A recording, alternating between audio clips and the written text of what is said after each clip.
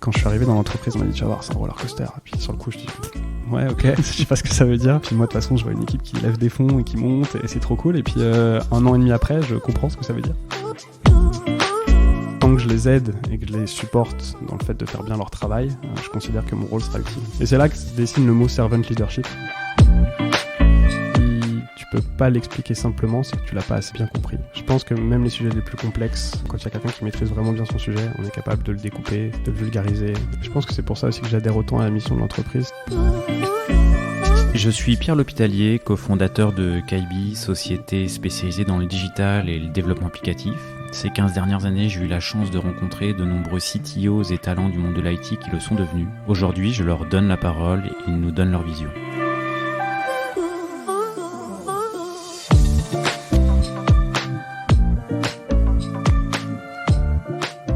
Aujourd'hui, je suis en compagnie de Nicolas Guérin, qui est le directeur of engineering de Open Classroom. Merci Nicolas d'être venu jusqu'ici.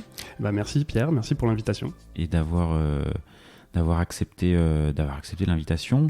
Je commence le podcast. La personne qui t'avait contacté de Kaibi, c'était Clément Fougeray. C'était Clément. Ouais. Et je lui fais une petite dédicace. Voilà, bonjour Clément. Pour la mise en relation, exactement.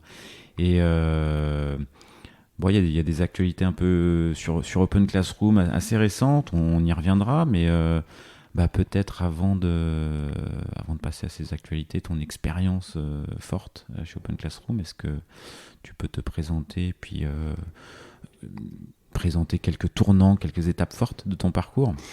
Oui, j'ai commencé en 2008 avec un diplôme d'ingénieur système embarqué, donc absolument rien à voir avec le web. J'ai commencé comme beaucoup de monde, je pense, en prestation. J'ai travaillé chez Sagemcom, je travaillais sur des décodeurs, des set-top box. C'était très intéressant, je faisais du C sous Linux, c'est très technique, très, très expert. Très dev. Au bout de 2 ans, je trouvais que j'avais fait un petit peu le tour, puis c'était un contexte qui me convenait de moins en moins. Puis je tournais sur le même projet, je voulais changer un petit peu, et j'ai un des fournisseurs avec qui on travaillait, qui appréciait pas mal mon travail, qui m'a proposé quelque chose. Donc je suis passé juste spécialisé sur une des briques logicielles qu'on intégrait chez Sagem, qui était un player flash en fait. L'entreprise c'était Bluestrict Technology. Un player flash. Un player flash, oui. Un player flash, technologie d'avenir. Oui. Et donc là, je faisais un petit peu de dev sur le player, beaucoup d'intégration sur des nouvelles plateformes, beaucoup de support chez les différents clients. Et puis Steve Jobs a fait ses fameuses déclarations, et là on s'est dit que le player flash ça avait un petit peu moins d'avenir. Et on a essayé de se réinventer un peu en fournissant le même genre de stack, mais avec WebKit pour de l'HTML5. Mais bon, vendre du gratuit, c'est un petit peu compliqué. Donc ça marchait. C'est antinomique. Voilà, ça marchait pas très très bien. Et l'high-tech, ça me plaisait beaucoup. L'embarqué, ça me plaisait beaucoup. Jouer un petit peu avec des devices avant qu'ils arrivent sur le marché, un peu avant tout le monde. C'était mon côté geek était très satisfait. Mais les entreprises autour qui travaillaient dans ce secteur-là, en tout cas à ce moment-là, et dans le bassin parisien, puisqu'il n'y avait pas beaucoup de remote à cette époque-là, et moi je me voyais pas déménager, m'attiraient pas beaucoup. Donc il fallait que je trouve un moyen de me réinventer, sortir un petit peu de l'embarqué. Je voyais un petit peu une impasse. Et c'était l'embarqué que tu voulais quitter? C'était l'embarqué, pas pour l'embarquer, parce que ça me plaisait beaucoup. C'était les entreprises et les méthodes de travail des entreprises que je voyais dans le bassin parisien à l'époque. Celles avec lesquelles j'étais en contact, chez qui j'avais été faire du support. Parce que les méthodes, c'était quoi? En fait, c'est beaucoup de pression. C'est 1 an pour concevoir un produit. C'est le délai, il peut pas être allongé. C'est un peu coûte que coûte, quoi. C'est en marche forcée. Donc, s'il faut venir le samedi, il faut venir le samedi. S'il faut venir le dimanche, il faut venir le dimanche. C'est cycle en V? C'est sur cahier des charges. C'est sur cahier des charges beaucoup, très peu de contact avec le client, très peu de retours avant les premières livraisons qui arrivent tard dans le process. C'est un petit peu sans filet parce que pour faire une mise à jour, c'est tout de suite compliqué. Voilà, c'est un peu tout ça. Et est-ce que c'est possible dans ce type de secteur de fonctionner différemment, selon toi ? Ou justement le secteur, les projets font que c'est un peu inhérent, quoi. Ça dépend, ça l'est de plus en plus parce qu'on le voit que maintenant tous les appareils sont connectés, ils ont tous un accès à Internet, c'est beaucoup plus facile d'upgrader un firmware que ça l'était à l'époque. Il y a 15 ans, les box commençaient juste à être connectées à Internet. Je travaillais sur un service de VOD, c'était presque nouveau. Personne n'avait utilisé beaucoup de VOD chez lui encore, il n'y avait pas Netflix, ça commençait juste à arriver. Donc c'était pas encore la mode en tout cas. Voilà. Là, je pense qu'aujourd'hui, on est beaucoup plus mature sur ce marché pour travailler avec des méthodes plus innovantes. Ok, mais t'es parti. Mais je suis parti.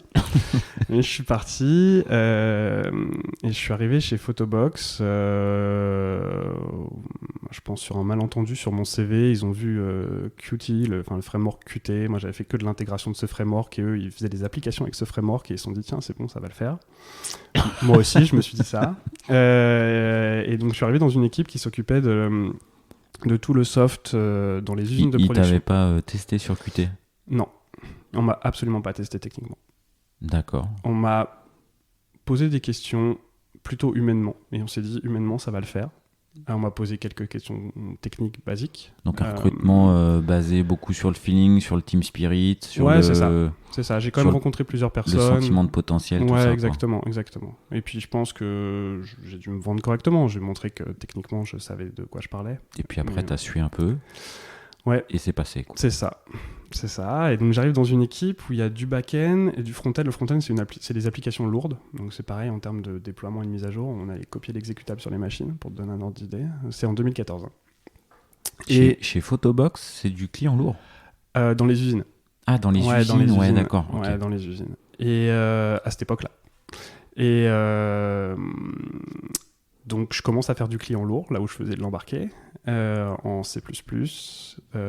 Et puis, je me rapproche un peu des back-ends, qui font du Java, Spring. Je vois tout ce qu'ils ont construit en termes de pipeline de déploiement.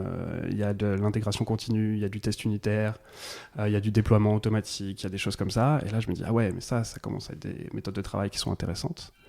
Je me familiarise un petit peu plus avec Scrum aussi, un petit peu d'organisation d'équipe que je voyais pas trop auparavant. Je me dis, ah ouais, il y a quand même des choses intéressantes, des manières de travailler qu'on peut processer, qu'on peut automatiser, et dans lequel tout le monde peut se retrouver, où on a chacun un rôle à jouer, et voilà, ça commence à donner un petit peu de visibilité sur ce qui est attendu. Et ça me plaît beaucoup. L'équipe, déjà, me plaît beaucoup. Et les gens que je rencontre aussi autour, j'ai travaillé avec les gens en production, les équipes d'expédition, avec qui on a fait plein de projets. C'était très intéressant. Et du coup, je me raccroche. Pour la petite histoire, j'ai enregistré avec Thomas Berger cette semaine. Et que je salue, du coup. Voilà, que tu as croisé un petit peu chez Photobox. Ouais, on s'est côtoyé un peu. On s'est croisé pas mal sur pas mal de sujets techniques. Mais c'est vrai que les équipes sont un peu... elles se passent la balle un petit peu dans le process. Ouais. Donc on avait des points de contact. Mais c'était très intéressant de travailler avec Thomas. Ok. Bon, le monde est petit, encore une fois, quoi. Ouais, c'est ça. Et en fait, je me rends compte que c'est la première fois que je suis en contact avec mes utilisateurs finaux, déjà, puisque c'est les opérateurs dans les usines. Je me rends compte aussi que j'arrive à proposer des choses, parce que c'était très drivé par le produit, avec Scrum, donc avec Product Owner qui vient prioriser les tâches, etc. Et l'équipe a un peu de mal à sortir de sa dette technique, parce que c'est jamais la priorité. Et je me rends compte qu'en consultant l'équipe, en construisant une solution, en la structurant, en la communiquant correctement, on arrive à faire bouger des choses, on arrive à proposer des choses. On arrive à migrer un petit peu sur du microservice, on arrive à brancher ses clients lourds sur ces microservices, puis après faire du client léger qu'on arrive à mettre à jour facilement, etc. Et donc on sort progressivement comme ça de notre dette technique. Et je trouve mon impact...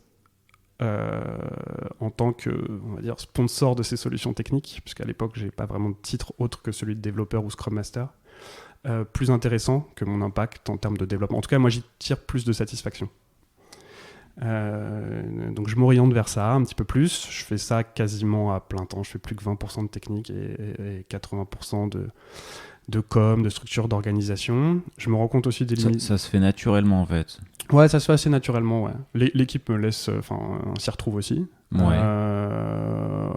les utilisateurs finaux s'y retrouvent aussi. Tu cherchais pas un poste, un titre de poste, finalement, non, ça n'a jamais été vraiment mon motif. Je trouve qu'on tire très peu de satisfaction dans un titre de poste. Tu vois, si ton quotidien il change pas, si ton impact il est pas là, ça n'a pas trop d'intérêt. Et donc là, il y avait l'espace pour que le contenu de ta journée change et tu l'as fait changer, quoi. C'est ça, et ouais, je pense que les gens n'avaient pas envie de prendre ce rôle. Soit c'est parce que c'était difficile, mais encore, il n'y avait personne qui fuyait devant la difficulté, c'était pas trop le problème, ça les intéressait pas, je pense. Ou vous savez pas forcément comment le faire, vous n'avez pas envie d'aller se battre pour dire il faut prioriser ça, c'est important. Ouais, on m'a laissé l'espace, ouais. Et tu l'as pris, quoi. Et je l'ai pris. Et puis je me suis rendu compte aussi des problèmes qu'on peut avoir, c'est-à-dire que quand on va vendre, façon de parler, un plan, une nouvelle solution, une refacto d'envergure, une migration sur un nouveau type d'archi, faut qu'il y ait du résultat derrière, et puis il faut le livrer dans les temps, quoi. Donc on commence à se rendre compte que y a une équipe derrière, donc il y a de l'humain, donc des fois il y a des absences, des fois il y a des problèmes de motivation, des fois il y a des gens qui n'ont pas trop envie, des gens qui savent pas aussi faire, qui s'y retrouvent pas. Et tu gères comment les problèmes de motivation ? Là, en fait, justement, c'est là que c'est compliqué parce que c'est là peut-être que le titre sert un petit peu, parce que moi à l'époque le seul titre qu'on me donne c'est Scrum Master, et en fait un Scrum Master ça sert pas du tout à ça.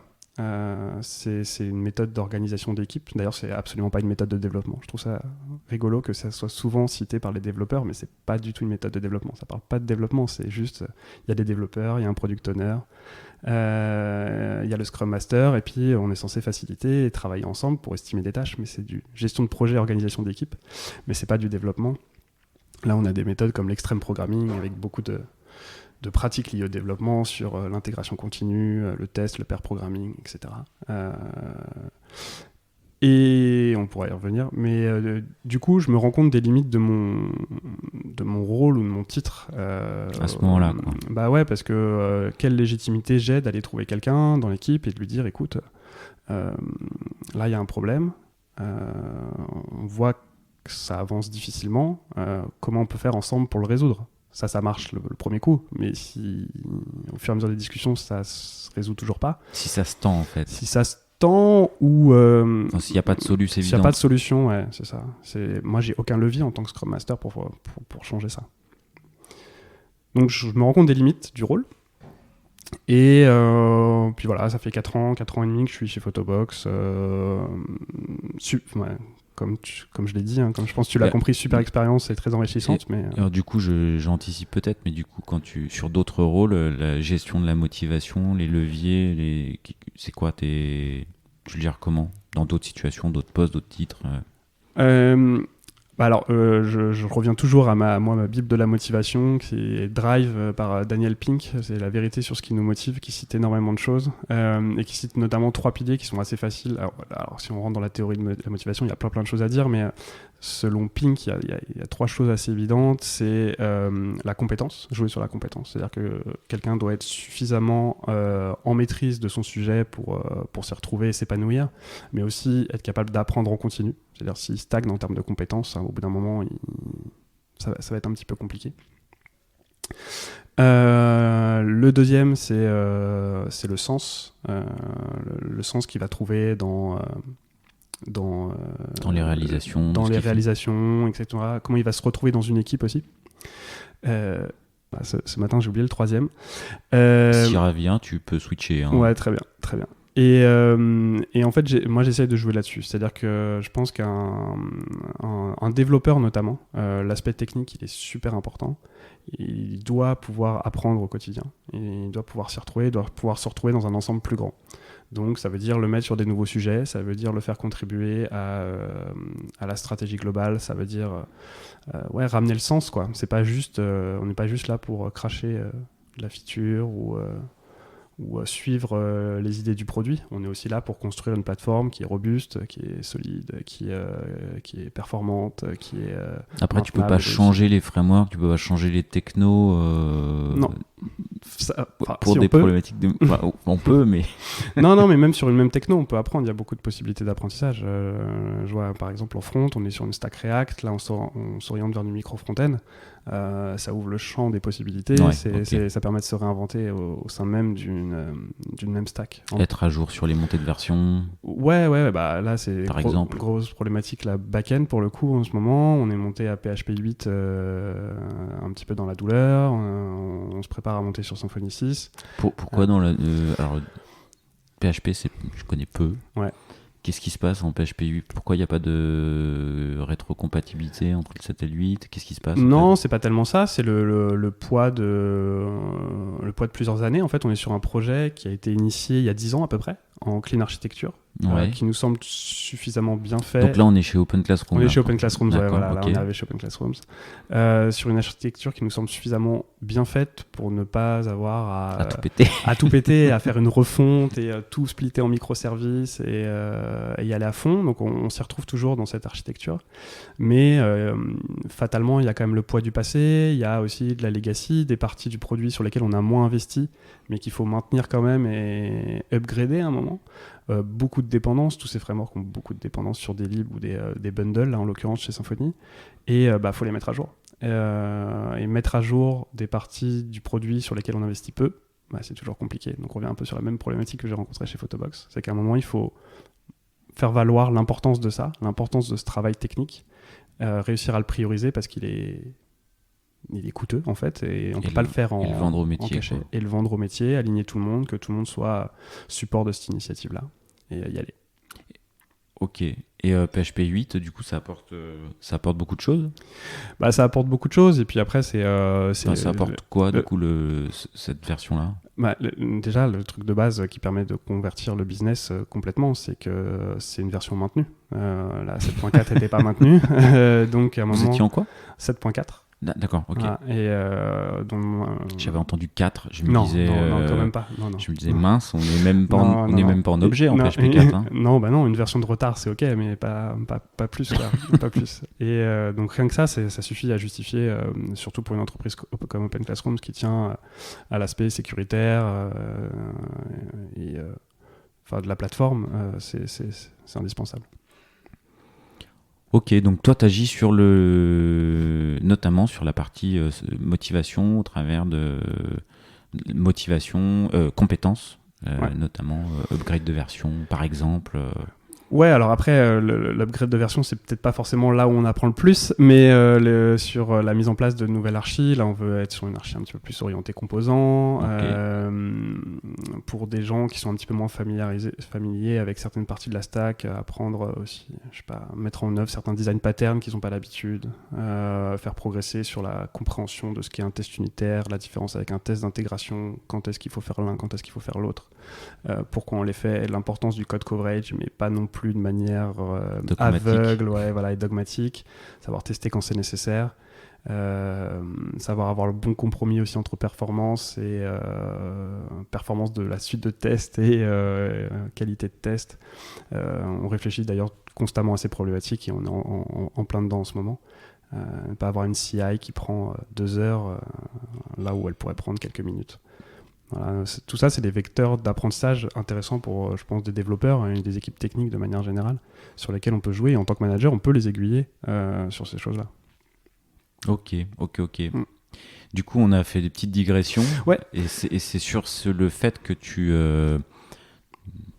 avais l'impression de pas avoir forcément la main pour trouver des solutions à ce type de problème que tu te dis, je tourne la page. Il y a plusieurs facteurs, mais... Je tourne la page sur le développement ou sur l'expérience Photobox. Oui, et puis, puis après, il y a toujours un contexte. Hein, c'était pas juste mon cas perso. Il y a des choses dans lesquelles je me retrouvais plus. Et puis je vois cette annonce pour Open Classrooms qui cherche un engineering manager. Là, je me dis, ok, donc je devrais pouvoir faire ce que je veux. Je rencontre Romain Kuzniak, le CTO, qui me vend ça plutôt bien. C'est la première fois que je tombe sur quelqu'un qui est aligné avec ma vision du management, qui commence à se dessiner quand même un petit peu dans ma tête à l'époque.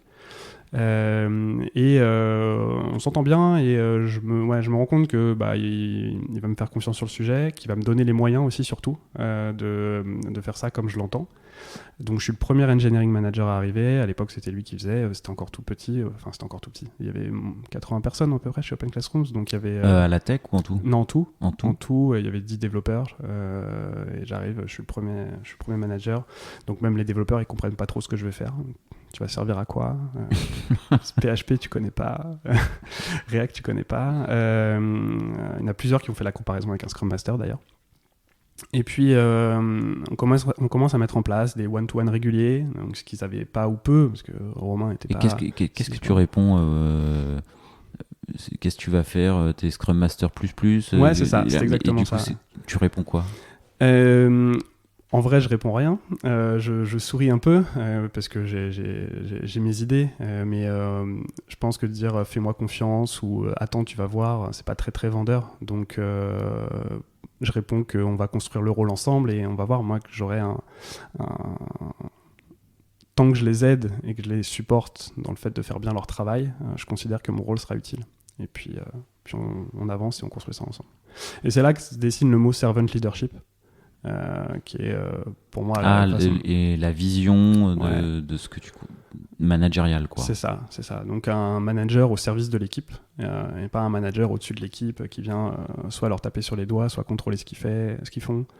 C'est vraiment un rôle au service de l'équipe, un rôle parmi les autres au sein de l'équipe qui est de plutôt que de la pousser vers le haut et de faire en sorte qu'ils s'améliorent en tant qu'équipe déjà, parce que on revient à l'épisode de Dimitri Bailly que tu as écouté de CTO dont tu me parlais. Les synergies, les rôles, on voit ce qui marche pas, et on voit qu'il y a des interactions qui marchent mieux que d'autres, et c'est pas qu'un problème de compétences, c'est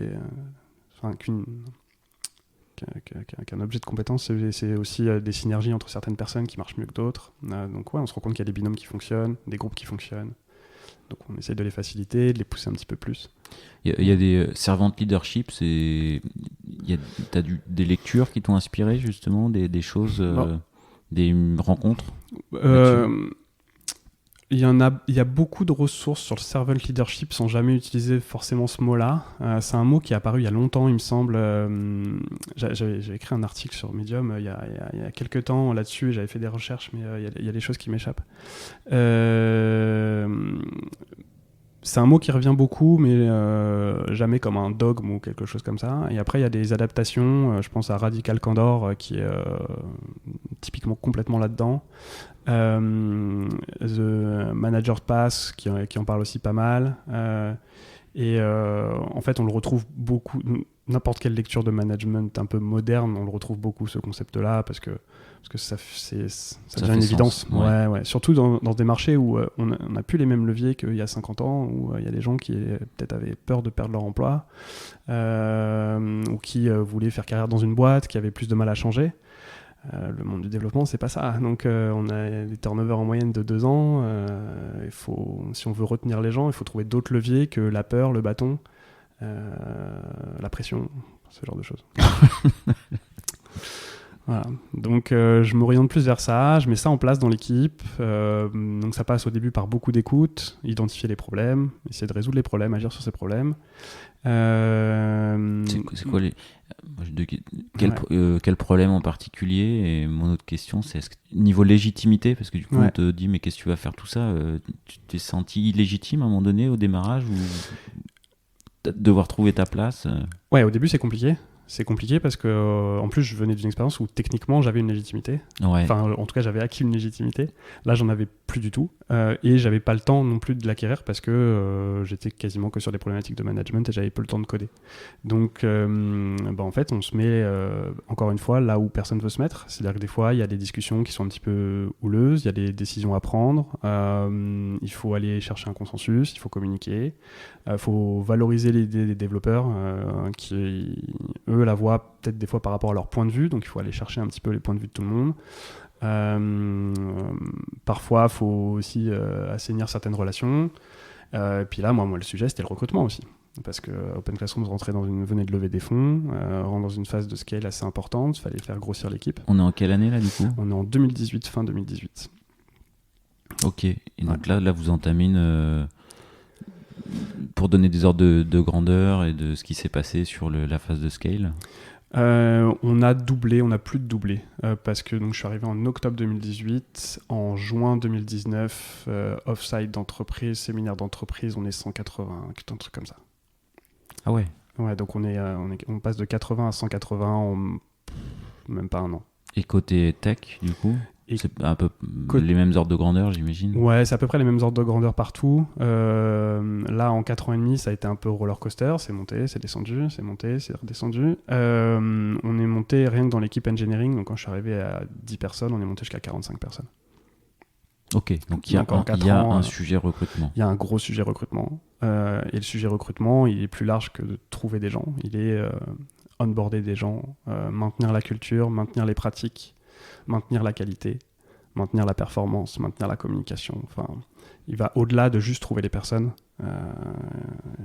Et là-dessus aussi, forcément, c'est presque un job à plein temps. Donc c'est un sujet que tu prends, toi. C'est un sujet que je prends à ce moment-là, ouais.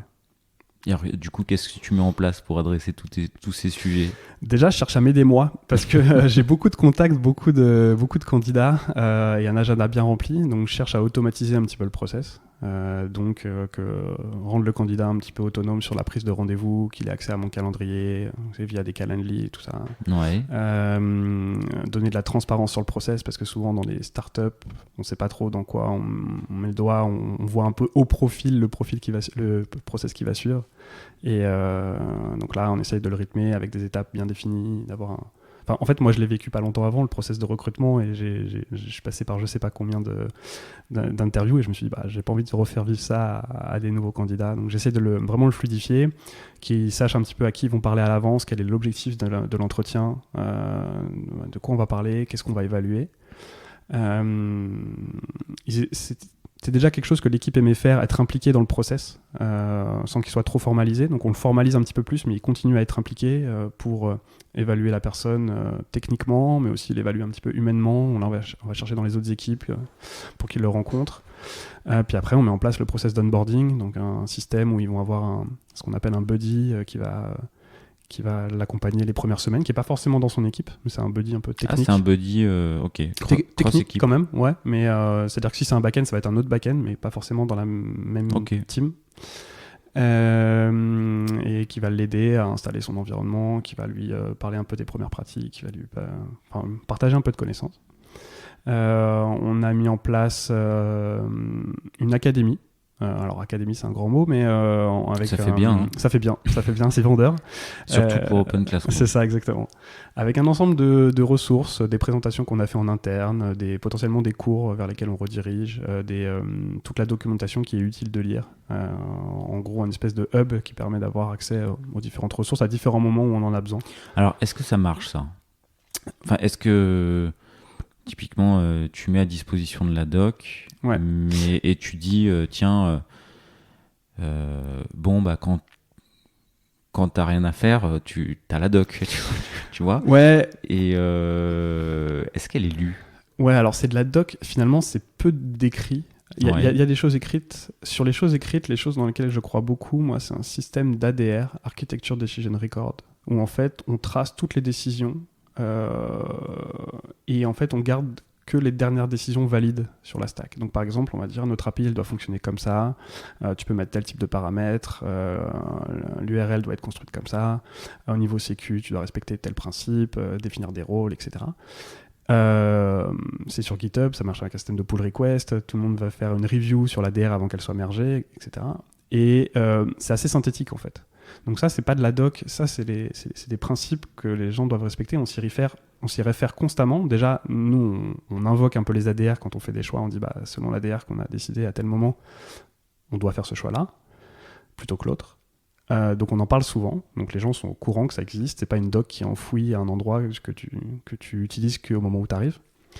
Et on s'en sert comme outil de décision et d'alignement d'équipe. C'est-à-dire que si à un moment on doit faire passer le message, on fait référence. On propose l'ADR, on propose la modification, et toute l'équipe vote d'une certaine manière, review le truc, commente, et une fois qu'on est d'accord, on merge et hop, c'est accepté, tout le monde est aligné, tout le monde l'a lu, quoi. Donc ça marche beaucoup. Et sinon, on fait beaucoup on appelle ça des tech sharing. C'est un peu comme des brown bag lunch, quoi. C'est quelqu'un qui va préparer sa présentation. Il juge que c'est utile que tout le monde sache ce sur quoi il a travaillé ou un sujet qu'il a exploré ou une feature qu'il a construite. Et en fait, il vient la présenter. Et on stocke ses vidéos. On enregistre toujours ses présentations. Et ça fait partie de l'académie. Donc ça, je trouve que c'est il y a pas mal de membres d'équipe qui font référence à des vidéos, à ces présentations-là. Donc a priori, ils les ont pas mal regardées. Ça marche bien. Et les brown bag lunch, tu as posé le cadre à ce que... Enfin voilà, il y a les vidéos, il y a le matos, mais est-ce que tu as donné du temps pour que ça se prépare? Est-ce que c'est sur volontariat? Est-ce que c'est poussé en fait? Comment ça se fait naturellement? Je pense que ça fait partie des rôles du manager aussi. On y revient, comment trouver sa légitimité. C'est pas forcément inné d'aller faire des présentations et d'en parler au reste de l'équipe. Des fois, il y a besoin de pousser un petit peu, ou en tout cas d'identifier qu'il y a un sujet d'intérêt. Il y a beaucoup de gens qui travaillent sur des choses incroyables et qui le gardent pour eux parce qu'ils se disent « ouais, mais ça intéresse personne ». Et en tant que manager, on en a le recul et on peut se dire « mais si, en fait, si t'en parles, tu vas voir que tout le monde va être super intéressé, voire même au-delà de l'équipe ». Et c'est un peu notre rôle aussi de les pousser, sortir un peu de la zone de confort. On revient sur la compétence où tu progresses un petit peu et tu essaies de trouver des nouveaux axes de progression. Le fait de parler de son travail, de le présenter à d'autres, de le partager avec l'équipe, de s'assurer que tout le monde a bien compris son travail, ça fait partie des compétences qu'un développeur peut apprendre et qu'il ne va pas forcément chercher tout seul, sauf s'il a vraiment une envie profonde de le faire, mais il y en a beaucoup qui vont pas d'eux-mêmes, qui ont besoin d'être poussés un petit peu. Donc ouais, on l'a mis en place, il y a un moment réservé dans le calendrier pour que tout le monde puisse y assister, qu'il n'y ait pas de problème de « ah bah non, je suis pas dispo », c'est réservé longtemps à l'avance, c'est bloqué de manière récurrente, et puis on va s'arranger avec la personne pour qu'elle trouve du temps, qu'elle bloque un peu de temps pour parler de ça. C'est un travail beaucoup moins important que ce qu'on imagine en fait, préparer une présentation. Ça prend pas des semaines, ça prend quelques heures, voire quelques jours, mais comme c'est un sujet qui généralement est très maîtrisé, la structure vient assez vite et ça se fait bien. Ok, donc ça s'organisait bien, quoi. Ça s'organise bien et on en a toutes les 2 semaines quasiment. Depuis 2 ans. Ok. Ouais. Ok, ça fait ça fait une centaine de vidéos, quoi. Ouais, c'est ça. Et après, c'est sur des sujets très variés. C'est pas forcément que les devs qui font ça. Des fois, c'est le product design qui va présenter quelque chose. Okay. Des fois, c'est l'infrastructure. Des fois, des fois, c'est la qualité. Et, c'est cross-compétence également. C'est cross-compétence, ouais. L'idée, c'est d'ouvrir aussi sur des nouveaux sujets. Ok. Voilà. Je sais plus où on en était, mais... on en était à Open Classroom. On était à Open Classrooms, ouais. La légitimité, ouais. Le process de recrutement, le scaling, première phase de scaling. Le scaling, donc ça passe par le recrutement, et ça t'en a parlé de comment t'automatises les choses. C'est ça. Après, le scaling, ça amène des problématiques d'orga et de management aussi. Est-ce que tu t'es pris des murs, des difficultés, comment ça s'est passé? Alors d'un point de vue scalabilité, on travaille avec des squads ou des feature teams et je trouve que c'est un modèle qui est super pour gérer la scalabilité parce qu'en fait on reproduit le modèle, c'est-à-dire que si on veut adresser un nouveau domaine, développer un pan spécifique du produit, on va créer une squad sur le sujet et donc on va mettre un peu de front, un peu de back, un peu de product design, un peu de product management, un peu de qualité. Et on a une équipe qui est focus sur un sujet avec peu de dépendance avec l'extérieur. Donc on arrive à bien scaler comme ça en utilisant ce modèle-là. C'est ça la problématique, c'est faire en sorte que le découpage de ta feature team, il n'y ait pas d'overlap ou de dépendance avec un autre silo, quoi. Exactement. Et pour ces premières phases de scaling, on s'en est plutôt bien sorti là-dessus.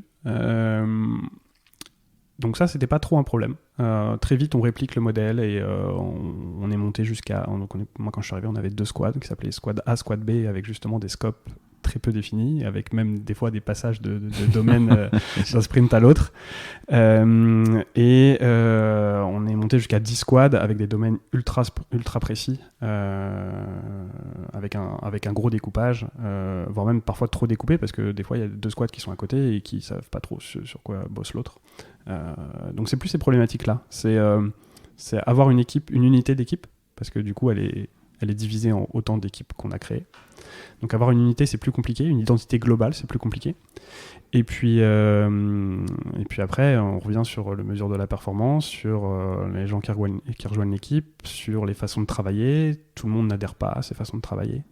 Il faut être capable de vérifier ça et puis de trouver le meilleur compromis pour que ça fonctionne. Ou si ça ne fonctionne pas, adapter.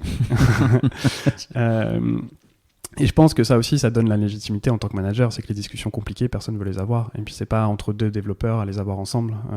C'est pas un développeur d'aller trouver l'autre en disant t'es pas performant. Je pense que c'est plutôt au manager d'avoir cette culture du feedback, même si on développe énormément chez Open Classroom de la culture du feedback, c'est très important pour nous. Ça fait partie même des valeurs de l'entreprise, tell it as it is. Mais des fois, c'est plus compliqué que d'autres, surtout quand on arrive sur le sujet de la performance. Donc, être capable d'aborder le sujet. Et pour aborder le sujet, il faut être transparent sur les attentes, sur ce qu'est le rôle d'un... Bon, là, je me concentre sur le rôle de développeur, mais sur le rôle de l'employé dans son équipe, qu'est-ce qu'on attend de lui. Et toi, il y a des discussions, tu dis, il y a certaines discussions que personne ne va avoir, ça fait partie du rôle du manager. Ouais. Donc on en revient un peu clairement le courage managérial. Ouais. Il y a des discussions que personne voulait avoir, que tu n'avais pas envie d'avoir non plus. En vrai, je les compte plus. Il y en a beaucoup sur... je pense que on se trompe sur les discussions difficiles. C'est-à-dire quelqu'un qui n'est pas performant, qui n'arrive pas à délivrer, c'est qu'en fait, il ne s'y retrouve pas dans le contexte. Et en fait, c'est assez facile à identifier. On n'a pas envie d'avoir cette discussion, mais elle est assez factuelle. Elle est assez... il y a des métriques, en fait. On peut en parler, et en fait, sur la base de métriques, on peut dire, écoute, on attendait ça, et en fait... t'y es pas et habituellement t'étais sur tel niveau de delivery et on n'y est plus du tout. Ouais, ou même t'as jamais réussi à avoir le rythme parce que en phase de scaling c'est ce qui peut arriver, c'est les gens qui rejoignent et en fait ils n'arrivent pas à raccrocher les wagons parce qu'en fait ça allait très vite aussi, hein. Ça va toujours très vite d'ailleurs, donc il faut qu'il y ait des gens qui se mettent dans le moule très rapidement alors quand tu dis on se trompe sur les discussions difficiles, ouais, alors du coup je trouve qu'il y a des discussions beaucoup plus difficiles, c'est des gens au contraire qui délivrent, qui sont super bons techniquement. Mais des fois, il y a la communication qui passe pas, ou le gros frein sur un sujet, ou deux équipes qui sont individuellement très compétentes et très fortes et très performantes, mais qui, dès qu'elles doivent se parler, c'est un petit peu compliqué. Et en fait, c'est là qu'arrive un petit peu, je trouve, les discussions compliquées, parce que c'est très facile de se dire, en fait, on va pas y toucher, puisque chacun dans leur coin, elle fonctionne. Donc, il n'y a pas de solution évidente. Alors que là, il faut aller les trouver et puis dire, écoute, il va falloir mettre de l'eau dans ton vin, il va falloir aborder le problème différemment, il va falloir que tu aies de l'empathie pour l'équipe qui est en face de toi. Et ça, c'est une autre paire de manches. Surtout que, généralement, pour les plus experts, pour les plus compétents, c'est des gens qui ont beaucoup d'expérience, voire même plus que moi d'ailleurs. Et qui entendent moins ce genre de choses. Ouais, pas forcément, ou qui ont moins l'habitude de l'entendre. Ouais, c'est ça. Qui ont moins l'habitude de l'entendre, mais généralement ils comprennent et ils sont à l'écoute. J'ai rarement eu quelqu'un de complètement buté qui s'enferme dans son truc et qui veut pas en entendre parler. Mais par contre, c'est compliqué parce que des fois, c'est des manières de réagir, c'est des personnalités. Et le but, c'est pas de changer les gens non plus. Chacun a son caractère, chacun a sa façon de dire les choses. Donc, c'est plus de l'amener à réaliser des choses qui ne réalisent pas jusque-là. Et ça, je trouve que c'est plus compliqué à faire, d'accompagner certaines personnes sur l'empathie, sur prendre du recul, sur la communication. C'est aussi des discussions compliquées. Ok. Et finalement, les discussions où tu dis à quelqu'un t'es pas dans le niveau de performance, c'est pas une discussion qui te gêne, quoi. Si, au début, quand tu commences en tant que manager, c'est très difficile. Tu penses une semaine avant ton one-to-one, tu prépares tous tes chiffres, toutes tes métriques, et puis la veille c'est compliqué, puis tu commences en bégayant, et c'est un petit peu difficile. Puis après, je sais pas que c'est le quotidien, mais il n'y a pas de ressenti, il n'y a pas d'émotion là-dedans. En fait, c'est très factuel, c'est très tangible. Et en fait, la personne en face de toi ne peut pas contester. elle peut expliquer. Et en fait, le but, c'est pas de la blâmer. Le but, c'est de l'aider à progresser, l'aider à s'en sortir, trouver une solution. C'est pour ça aussi que c'est pas tendu. C'est-à-dire que moi, je suis pas dans un mode où je reviens sur le servant leadership. Le but, c'est pas de lui mettre la pression ou de lui dire attends, tu fais mal ton boulot, maintenant, va falloir que tu t'y mettes. C'est pas du tout ça. C'est qu'est-ce qui se passe? Est-ce que tu rencontres des problèmes? Est-ce que c'est un besoin de formation? Est-ce que c'est une information que tu n'avais pas? Est-ce que je me souviens par exemple d'une discussion avec quelqu'un qui était en période d'essai, on a renouvelé, où en fait la personne était un peu intimidée par l'équipe et avait du mal à se dire en fait il faut que je pose toutes les questions avant même de prendre le travail. Elle se disait non, ok, c'est bon, j'ai bien compris, je sais ce qu'on attend de moi. Et puis elle commençait le travail, en fait elle se rendait compte qu'il y avait une liste de questions pas possibles avant de pouvoir commencer. Et en fait c'est pas un problème de compétence, c'est pas un problème même de travail, c'est un problème de posture de la personne qui avait du mal à se dire, à lever la main en se disant ouais, je suis avec des gens très compétents, s'ils se posent pas la question, c'est qu'on doit pas se poser la question. Et en fait non, si toi tu vois une question, en plus c'est toi qui vas le faire, donc c'est toi qui vois les problèmes, lève la main et pose la question.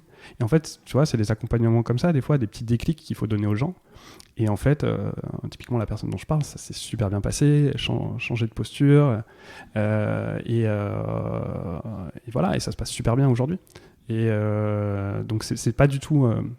En fait, il y a moyen d'enlever toute la pression et l'émotion de ces discussions de performance pendant les one-to-one, parce qu'en fait, tu mets pas la pression. Tu restes factuel... Exactement. Et puis si ton but c'est de trouver des solutions et pas d'appuyer sur la personne, bah en fait c'est pas de l'émotion, le but c'est de trouver une solution. Donc en fait tu arrives en tant qu'aide, support, et donc c'est beaucoup plus facile à gérer. Là où tu as les discussions qui sont plus subjectives, ouais. Et là tu as moins de support, tu as moins de métriques, tu as moins de chiffres, c'est on a eu cette discussion et en fait elle s'est mal passée. Ouais. Qu'est-ce que ça veut dire mal passé? C'est différent. Des fois il y a des gens où la discussion se finit super mal de mon point de vue et en fait non, pour la personne ça s'est bien passé. Là c'est difficile. Là c'est plus subjectif. Ouais, voilà. Donc c'est là où oui, tu parlais de courage managérial, c'est qu'en fait et est-ce que la même discussion toi quand tu es engineering manager avoir une discussion de ce type avec tes équipes, est-ce que si tu as la même discussion en tant que director of engineering ou CTO ou head of, est-ce que tu crois que ça a le même impact? On peut avoir la même discussion? Ça fonctionne plus? Alors je vois particulièrement avec ceux qui sont arrivés il y a moins longtemps, des plus nouveaux ou des plus juniors, que le titre joue. Oui, parce que c'est si t'es N+2 entre guillemets, le point que tu crois que tu veux initier en mode radical candor, en mode culture du feedback, il va être pris comme on met la pression. Ouais, peut-être. Si, c'est possible, faut être vigilant. Alors ceux avec qui je travaille depuis longtemps, ils savent très bien que c'est pas le cas et ils me connaissent et il y a absolument aucun souci. Je l'ai constaté à certains moments que effectivement, faut être beaucoup plus subtil. Et en fait, je pense que ce qui est important, c'est de préciser tes intentions. C'est-à-dire que si tu précises tes intentions, et puis t'expliques la marche à suivre, tu donnes un plan, et que tu laisses pas juste quelqu'un tout seul avec ses questions. C'est-à-dire que si tu lui poses des questions, que tu lui donnes pas de solution, que tu coupes la réunion, puis tu lui dis vas-y, débrouille-toi avec ça, bah là forcément, la personne, elle sent la pression, elle sent le doute, l'angoisse même. Alors que si tu expliques que toi t'es là pour aider, que t'es là pour trouver des solutions, que là c'est la première étape, en fait on va essayer déjà d'identifier le problème, qu'on va se revoir un petit peu après et qu'on va voir si ce qu'on avait identifié comme action, si ça a marché ou pas, et sinon on va en trouver d'autres. Bah déjà, tu dépressurises un peu la discussion, quoi. Et donc moi, c'est un peu ma manière de faire, c'est-à-dire que je précise mes intentions. Dès le départ, ouais, dès le départ. Après, on y croit pas aussi, hein. Ça peut paraître très bullshit. En face, on y croit, ouais. C'est ça. Donc, d'où l'intérêt de cultiver la confiance. Je précise, ce point va bien se passer. Exactement. Non, mais c'est plus... Moi, mon objectif, c'est de résoudre les problèmes. Mon but, c'est pas de te virer. Mon but, c'est pas de te mettre la pression. C'est pas c'est de trouver des solutions. On va se mettre d'accord sur des objectifs court terme. Voilà. Des choses avec lesquelles tu es d'accord aussi. C'est ça aussi qui est important, c'est de donner la parole. C'est-à-dire que c'est pas moi qui arrive avec la solution. C'est la personne qui la propose et puis on essaie de la faire vivre ensemble. Est-ce que ça peut se mettre en place ou pas? Exactement. Okay. Ouais, ça. Et du coup, je reviens un petit peu. On a évoqué un peu les problématiques que tu as vécues avec le recrutement, le scale. l'onboarding et autres. Et je rebondis sur le fait que tu as dit, voilà, ça a été un peu roller coaster. Ouais. Chez Open Classroom, donc roller coaster, phase de scale et de descale. Ouais. En tant que manager, et puis bon, il y a une actualité. Si tu veux y revenir un peu, on peut le faire, mais j'imagine qu'en termes de management, c'est des problématiques fortes aussi. Oui. Et roller coaster, c'est marrant, c'est un terme que j'ai entendu tout de suite en arrivant. Je l'avais pas entendu, je me le suis approprié. Ouais, bah c'est le terme tout de suite qu'on m'a donné quand je suis arrivé dans l'entreprise. On m'a dit, tu vas voir, c'est un roller coaster. Et puis sur le coup, je dis, ouais, ok, je sais pas ce que ça veut dire. Et puis moi, de toute façon, je vois une équipe qui lève des fonds et qui monte, et c'est trop cool. Et puis 1 an et demi après, je comprends ce que ça veut dire. Quand on dit, bah ouais, mais en fait, on avait fait tel forecast, puis en fait, on fait pas les chiffres, ok. Donc on en a eu un premier juste avant le Covid, et puis après, avec le Covid, et tout ça, c'est reparti. Et puis, un peu comme d'autres géants de la tech, en fait, on a suivi la tendance en se disant les mœurs vont se transformer, en se disant la consommation du remote va énormément augmenter. Nous, on fait de la formation en ligne, on est une école en ligne, forcément ça va suivre. Et puis non. Non, et puis un peu la crise économique dans laquelle on est, la guerre en Ukraine, mine de rien, ça a des effets un peu partout. Et ouais, on se retrouve dans la situation dans laquelle on est. Je vais pas trop m'étendre sur le sujet, mais effectivement, là, c'est plus... y a une partie de l'équipe qui est partie, et donc ça crée d'autres types de discussions. Et là c'est compliqué parce qu'il faut être là, tout en ayant peu de solutions à proposer. Donc c'est beaucoup d'écoute, et donner de la visibilité sur ce qui se passe. Je pense que c'est là plus que jamais que la transparence, elle est importante. C'est-à-dire que si on dit on ne sait pas ce qui se passe, on ne sait pas ce qu'on va faire, on n'a pas de plan, on va voir. Là, ça marche pas. Ouais, donc là en interne, ces derniers mois, il y a eu justement des communications en interne sur on va pas pouvoir conserver les équipes staffées comme elles sont aujourd'hui, quoi, en gros. Ouais, c'est ça. Et c'est ça, et puis on a accompagné vers ça, en faisant du mieux possible en plus pour accompagner les gens. Je pense que là, il y a personne qui se pose la question, est-ce qu'on me l'a fait à l'envers, ou est-ce que machin. Il y a vraiment, non, ça a été fait de manière, je pense, la meilleure possible, le meilleur accompagnement possible, que ce soit pour ceux qui partent, ceux qui restent. Et puis surtout, il y avait déjà beaucoup de communication interne. C'est quelque chose qui est inhérent à l'entreprise. Beaucoup de transparence, beaucoup de transparence à tous les niveaux, sur et les chiffres et la stratégie de l'entreprise. Donc Pierre, notamment le CEO, qui communique régulièrement sur voilà où on en est, voilà ce que c'est le plan, voilà. Bah oui, je t'en parlais justement. J'ai vu une de ces communications cette semaine en fait, ouais, c'est ça. que j'ai trouvé. C'est pas souvent, on les voit pas d'habitude, ces communications. Non, les entreprises cachent un peu, surtout pas publiques. Ouais. Et j'ai trouvé ça comme classe, transparente, et à remercier ceux qui restent, ceux qui partent, et leur investissement jusqu'au bout, même dans le départ, quoi. Et c'était une belle com, quoi. Ouais. Et puis en fait, on sentait ce que tu expliques en termes de la culture de la transparence au travers de cette com-là, quoi. Exactement, ouais. Puis peut-être avoir le courage de le dire, de ne pas se cacher derrière. Et ça montre aussi qu'on est solide d'une certaine façon. C'est-à-dire que si on se permet de faire cette communication-là, c'est qu'on ne doute pas et des choix et du futur et de la stratégie qu'on est en train de mettre en place. Et ça, c'est super important pour nous. Voilà, donc le fait de partager ça, c'est partager les galères d'une certaine façon, enfin partager publiquement, communiquer dessus, comme aussi on communique sur tous les succès et les victoires. Oui, c'est bien. Voilà. Et puis aller de l'avant aussi. Tu vois, c'est se dire ok, voilà, il y a eu ça. Maintenant, c'est encore une nouvelle version de l'entreprise. Je pense que moi, en 4 ans, j'ai vu 4 versions de l'entreprise déjà. Déjà en termes d'effectifs, ne serait-ce qu'en termes d'effectifs, puisqu'on est monté jusqu'à 500 personnes. Et en termes de stratégie... Vous êtes passé de 80 à 500 en fait. Ouais. Ok. Ouais. Et ouais, donc forcément, il faut se réinventer en termes de process, il faut se réinventer en termes de stratégie, etc. Et du coup, ça permet peut-être de faire le lien vers, voilà, aujourd'hui Open Classroom, c'est quoi les chantiers? Est-ce qu'il y a des pivots un peu métiers entre guillemets sur l'offre que vous allez proposer, les impacts pour toi d'un point de vue roadmap, projet, impact technique et autres? Ce que ça oblige déjà, c'est à se reconcentrer, à donner du focus. Donc ne plus lancer tout un tas de chantiers, mais se resserrer sur quelques chantiers sur lesquels on veut aller, on veut vraiment investir. Il y en a plusieurs qui sont sur toute la partie process d'admission, parce que on sent que ça peut parfois être fastidieux, et en fait on veut fluidifier ça au maximum et être capable de résoudre un petit peu ce côté pénible parfois de la formation en France, où tu es obligé de faire des démarches auprès de ton financeur, ton organisme de financement, auprès de ton organisme d'études, et mettre tout ça en relation, et c'est beaucoup de paperasse et d'administratif, donc on veut essayer de fluidifier ça au maximum. Vous perdez combien de personnes dans ce tunnel d'achat ou d'admission?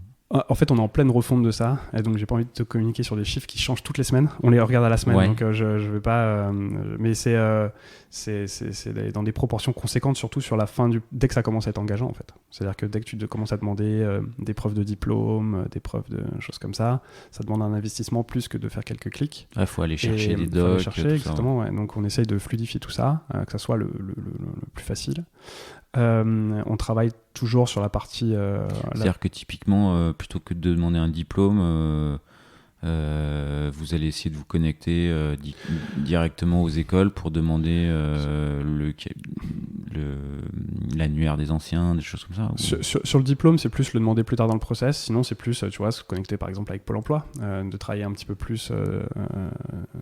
Pôle emploi a tout un set d'API qui est intéressant, qu'on n'exploite pas suffisamment de manière générale. Et puis de toute façon, c'est en évolution aussi, ils se modernisent beaucoup. Ouais. Donc nous, on veut suivre leur évolution et tirer maximum parti de tous les services qu'ils peuvent proposer pour aller le plus vite possible. On veut y mettre un petit peu d'intelligence artificielle. On est en train de voir comment on peut intégrer du GPT à différents niveaux.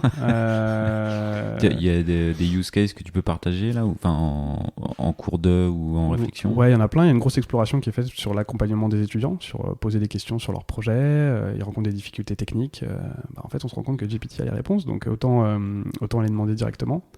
Puis après sur des vérifications, sur de l'analyse de texte, sur des choses comme ça, où on voit des use cases qui pourraient nous aider. Vérification de la motivation, par exemple, ou ce genre de choses. Comment tu vérifies la motive, par exemple? Tu demandes une lettre de motivation, et puis tu demandes un avis à GPT, savoir ce qu'il en pense. Tu demandes un avis Ouais. à GPT Ouais. sur la motive? Ouais, le but c'est pas de remplacer l'humain et de remplacer tout. Le but c'est d'avoir des facilitations et d'avoir un avis, une température, Ouais. tu vois. Et puis quand Et vraiment, ça marche. Ok, top. on est en train d'y réfléchir, on est en train d'explorer. Il y a rien qui est en place pour l'instant. On est en train d'y réfléchir, et puis ouais, voilà, sur du soutien à l'étudiant, ça paraît intéressant, quoi. Plutôt que de le voir comme un outil de triche, de le voir comme un outil de support, c'est quand même intéressant. C'est mieux. Ouais. Voilà. Donc chantier sur le fluidification admission du coup, data IA, d'autres sujets qui vont t'accompagner là du coup? Là, moi, je travaille beaucoup avec l'équipe infrastructure en ce moment, et on va travailler sur les performances beaucoup. C'est le gros sujet. On a internalisé l'infrastructure, donc on est en train de... Internaliser l'infra? Ouais, jusque-là, c'est de la prestation externe. Donc on a internalisé ça, donc on est en train de monter un pôle de compétences infra qui est là depuis un moment, mais en fait qui a travaillé d'arrache-pied à ce projet. Donc du on-prem en fait? Non, quand je dis internaliser l'infra, c'est que avant on sous-traitait tout le management de l'infra, l'infogérance exactement. Là on est quand même sur une stack cloud Amazon, mais vous faites un move to cloud vers Amazon en fait. C'était déjà le cas, mais infogérance. D'accord. Et maintenant avec une équipe DevOps infra, voilà, c'est le gros sujet du moment. Et du coup les perfs, j'imagine, serverless, tout ça. Oui, puis après c'est aussi beaucoup on revient sur les mêmes sujets en fait, c'est toujours les mêmes sujets qui se répètent, c'est découpage, nettoyage, c'est revoir des requêtes SQL qui prennent du temps, voire des requêtes SQL imbriquées et qui s'appellent là où on pourrait en faire, à la place d'en faire 100 pour en faire une, et puis après ouais, de l'optimisation de l'API de manière générale. Je parlais des micro-fontaines tout à l'heure. Il faut qu'on voit dans quelle mesure ça peut nous aider. Voilà. Et du coup, quand on a un gros sujet infra et cloud, des sujets FinOps de ton côté, des choses que tu as... Enfin, c'est quelque chose que tu suis de près aussi. Tu veux dire la gestion du budget ouais, ou la gestion du coût lié à l'utilisation du cloud, AWS ou autre. Ouais, moi j'ai récupéré le scope de l'infra très très récemment, donc c'est des sujets sur lesquels je me mets. J'étais toujours de loin un petit peu au courant en tout cas, parce que forcément c'est l'utilisation directe de mon équipe qui avait un impact jusque-là, l'équipe engineering qui avait un impact sur ça, plus le trafic bien sûr, mais aussi la manière dont tu construis ta solution, tu construis ton soft a forcément un impact. Donc là, ouais, on suit ça, on suit ça forcément et on essaye. On n'est pas forcément dans une optique de réduction des coûts, on est surtout dans une optique de maîtrise des coûts, c'est-à-dire être capable d'anticiper et de comprendre que ces phases de scaling, ce qu'elles peuvent nous coûter, de descaling, ce qu'elles peuvent coûter. Ouais, pas avoir de surprise. Quoi. Ouais, exactement. Voilà. Ok. D'autres... moi, je suis friand tu vois, les petits use cases de ChatGPT, tout ça. C'est d'autres sujets comme ça qui peuvent être un peu... qu'on n'imagine pas et... Qui peuvent être les tiens là, qui sont un peu qui débordent un peu sur le fonctionnel ou le métier, mais ouais, parce que sinon si j'allais dire en tant que manager forcément là c'est le réengagement de l'équipe et c'est l'avenir quoi. Fonctionnellement non, comme je disais en fait on essaie de garder un focus important là en ce moment, donc on essaie de pas trop s'éparpiller. Donc ROI ouais, sur chaque sujet quoi. Et je pense que c'est ça qui est important comme leçon à retenir aussi, tu vois, des phases de scaling, et pour en discuter avec d'autres managers et d'autres CTO de d'autres boîtes qui grossissent et qui après se prennent des murs. Et c'est qu'on a tendance à vouloir investir dans plein de sujets, on a tendance à parfois s'éparpiller, et en fait on se rend compte que le focus ça a du bon. Et là c'est ce qu'on va essayer de garder, et d'aller jusqu'au bout, de vraiment d'aller jusqu'au bout, parce que souvent aussi c'est ça qui revient, c'est on fait les premières itérations, puis après on passe à un nouveau sujet parce qu'il a l'air plus fun, ou alors il a l'air d'avoir un ROI plus important, et puis les dernières itérations on les oublie un peu, et quand on fait ça un peu ça va, mais quand on fait ça beaucoup ça peut être compliqué et on peut le payer plus tard. C'est pas forcément notre cas, je pense qu'on est ça a été, mais il y avait beaucoup de sujets. Mais par contre il y avait beaucoup de sujets, ouais. Ok. Il y avait beaucoup de sujets. Ok. Bon, on sent qu'il y a des challenges, des challenges pour les mois à venir, ouais. et managérialement et en termes de features. Ça va m'amener tout doucement sur la fin du podcast. J'ai quelques petites questions un peu rituelles. Ouais. Est-ce que tu as un proverbe, une phrase, une maxime, quelque chose que tu aimes bien dire? J'en ai pas vraiment, mais j'ai souvent une phrase qui revient, et je pense que c'est pour ça aussi que j'adhère autant à la mission de l'entreprise. C'est si tu peux pas l'expliquer simplement, c'est que tu l'as pas assez bien compris. Je sais plus exactement d'où ça vient, mais je pense que même les sujets les plus complexes, quand il y a quelqu'un qui maîtrise vraiment bien son sujet, on est capable de le découper, de le vulgariser. C'est peut-être le fait que j'ai grandi avec C'est pas sorcier aussi, mais et c'est ce qu'on fait aussi chez Open Classrooms. Mathieu Nebra, le fondateur, il raconte souvent l'histoire du bouquin HTML qu'il a reçu à Noël, et en fait il a compris plein de trucs, mais pour lui c'était pas dans le bon ordre, et donc il a fait le site du zéro, qui est l'ancêtre d'Open Classrooms, en remettant les chapitres dans l'ordre un petit peu. Et en fait je pense que c'est ça, c'est que quel que soit le sujet, aussi complexe soit-il, faut savoir le vulgariser. Faut savoir le vulgariser. Une fois qu'on l'a bien compris, on doit être capable de le vulgariser. Ouais. Voilà. Ok. Est-ce que tu as un surnom? Ou plusieurs, hein? Avouable, j'en ai pas. Non. Et Nicolas. non avouable? Non plus, pas vraiment. Non, le classique du Nicolas, hein, Nico, assez facilement. Ouais, effectivement, sur ton prénom, ça va vite là-dessus, quoi. Comme il y en a déjà un sur mon prénom, je pense qu'on n'a pas besoin d'en chercher d'autres. Est-ce que tu donnerais un titre à cet épisode? On a abordé tellement de sujets. Non, je sais pas, t'as une idée, toi? Roller coaster? Roller coaster, c'est pas mal, ouais. Roller coaster. Ça t'irait? Ouais, ça m'irait. Ok. Est-ce qu'il y a une dernière question que je t'ai pas posée, et que tu aimerais que je te pose? Tu sais quoi? J'avais réfléchi à cette question. et en fait, tu m'as posé la question, du coup, ça me coupe l'herbe sous le pied. C'était laquelle? C'était un petit peu sur... pourtant, on savait qu'on allait aborder un peu le sujet, mais sur les discussions les plus compliquées que j'avais pu avoir. Ouais. Donc, c'était un petit peu là-dessus. Ok, le courage managérial. Le courage managérial, ouais. Merci de ce feedback, d'ailleurs, sur... C'est vrai qu'on oublie souvent... Enfin, voilà, je trouve que manager...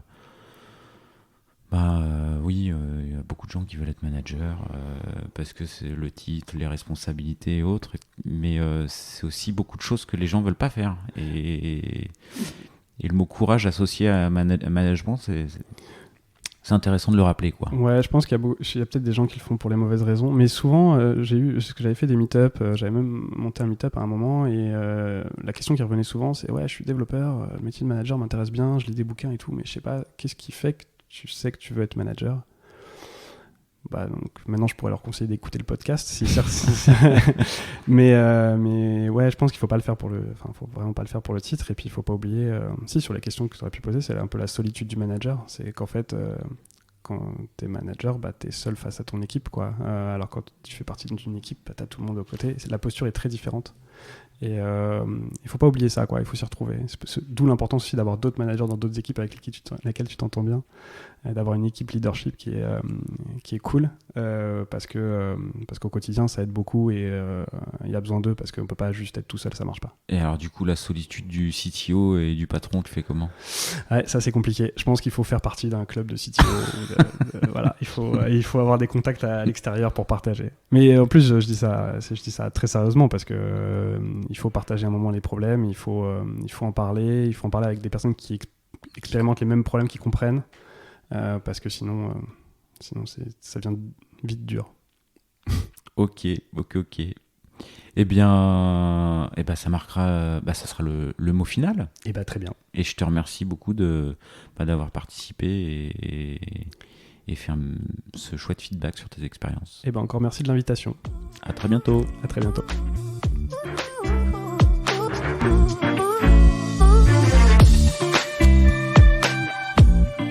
L'épisode est terminé, j'espère qu'il vous a plu, et si c'est le cas, c'est le moment de prendre 2 ou 3 secondes de plus pour 2 ou 3 clics. Un petit clic pour un pouce bleu, ou un petit clic pour un partage aux copains, ou un petit clic pour vous abonner et ne pas rater le prochain épisode. À très bientôt.